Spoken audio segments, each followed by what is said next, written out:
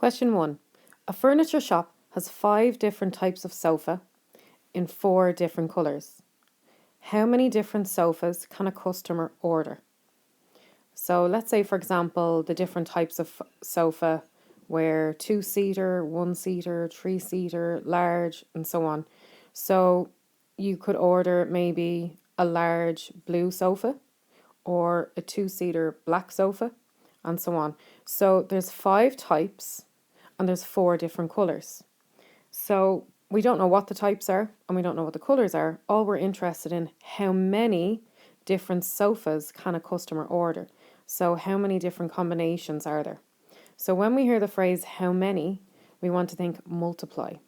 So there's 5 different types of sofa multiplied by 4 different colours, and 5 multiplied by 4 gives us 20.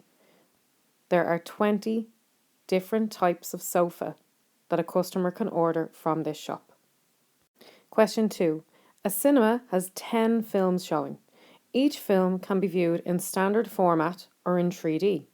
How many choices of film are there? So again, when we hear the phrase how many, we want to think multiply.